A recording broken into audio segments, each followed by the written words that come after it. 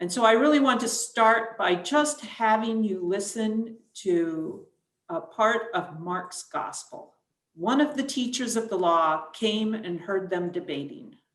Noticing that Jesus had given them a good answer, he asked him, "Of all the commandments, which is the most important?" "The most important one," answered Jesus, "is this: Hear, O Israel, the Lord our God, the Lord is one. Love the Lord your God with all your heart and with all your soul and with all your mind and with all your strength. The second is this: love your neighbor as yourself. There is no commandment greater than these." So why do I start with this scripture? Well, it's because Jesus makes it clear that loving our neighbor is central to our calling as Christians. Let me put it a different way.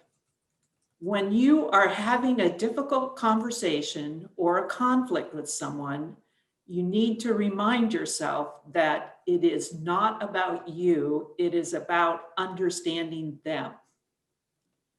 And according to theologian Douglas Hall, being made in the image of God means that we are made for relationship. We cannot be fully human if we are alone, and we are drawn to the joy that comes from that relational wholeness. It's a basic human need. The journey toward building strategies to maintain those relationships is a journey towards spiritual wholeness. It's a necessary piece of the Christian life. It's not optional. And it first requires that we seek information. We need to know more in order to form a more accurate picture of who our neighbor really is. We need to talk to them, to see their eyes and facial expressions, and to receive what they are feeling. Secondly, loving our neighbor involves clearing a space for conversation.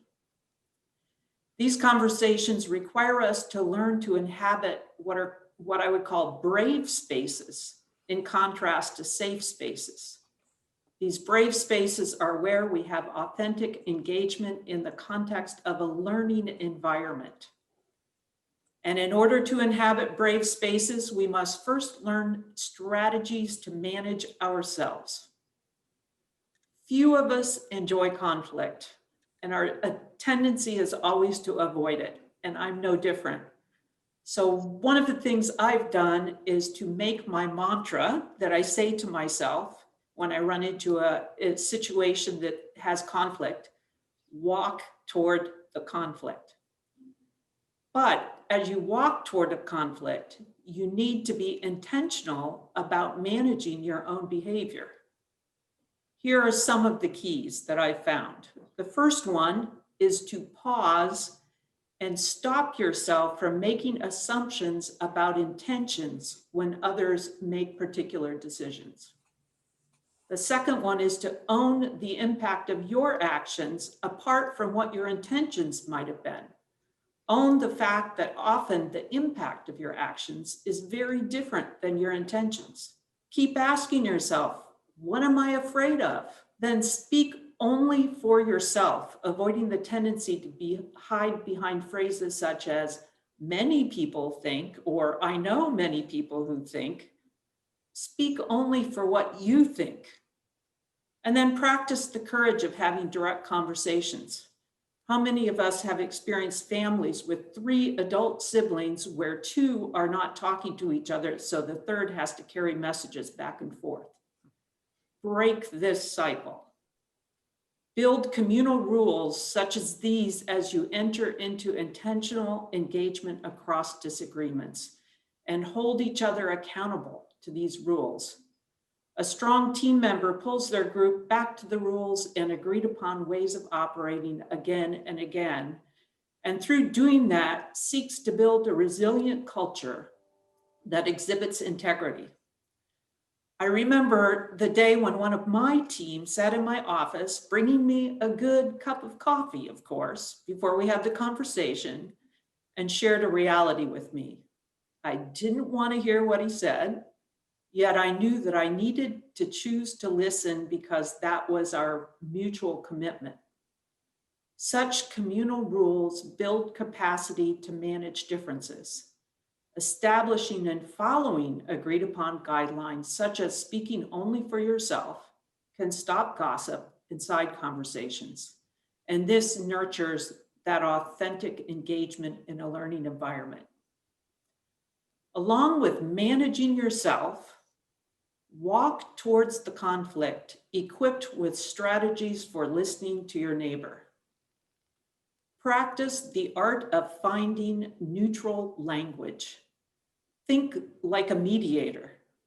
There's one perspective on an event, and there is someone else's perspective on the event.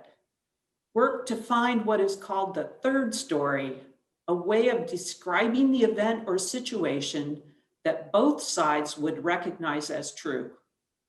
Similarly, in mediation training, mediators are taught to listen to both sides of the dispute and come up with an agenda for the discussion that is neutral in its language, but accurately describes the issues for both parties. So I'll give you an example of how this concept can be used. Communications scholar Tarla Peterson worked on environmental conflict in Texas in the late 1990s. The two sides of the conflict included environmentalists who wanted to protect the Santa Ana refuge and its species, and farmers who benefited from the land in its mild climate, which allowed them to plant and harvest year-round, but required high levels of pesticides and herbicides. As is typical in these situations, data was questioned, sources of pollution were questioned, economic livelihood was a concern. Peterson's strategy for bridging the divide involved engaging participants on both sides in a 2-day environmental ethics workshop.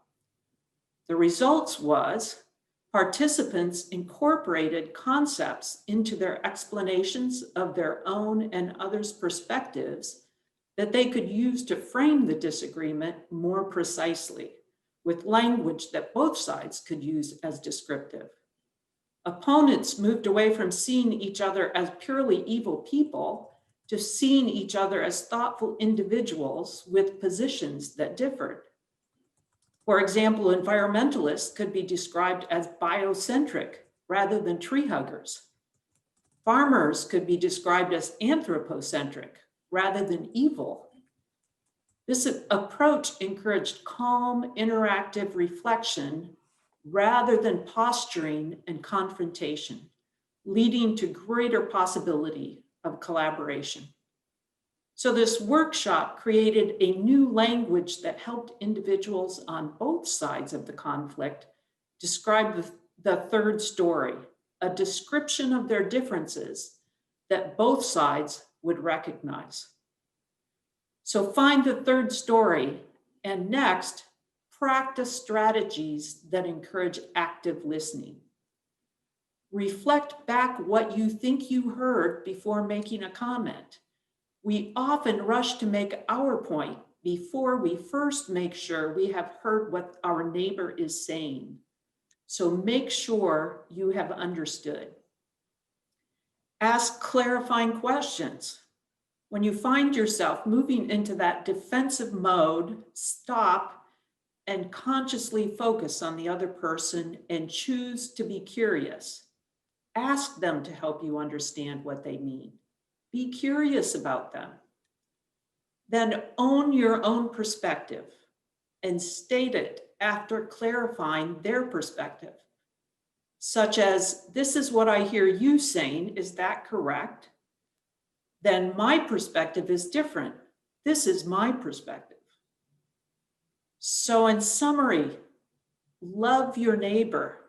Remember, it is not about you, it is about understanding them. Care for others through the process of entering brave space. Walk toward the conflict. When you enter those spaces, manage yourself. Speak only for yourself, enhancing the possibility of authentic engagement. And go into these conversations looking for the third story and equipped with strategies for listening. I've found a pair of profound questions that are used in the context of hospice settings. These two simple questions are, what is your greatest hope and what is your greatest fear? When you are at a loss for bridging a divide, try these two questions. These questions tend to remind everyone of our common humanity, with all of us acting out of our own individual hopes and fears. When we begin to understand a neighbor's greatest hopes and fears, we begin to really know who that neighbor is and what it might mean for us to sacrifice for their well-being. Thank you.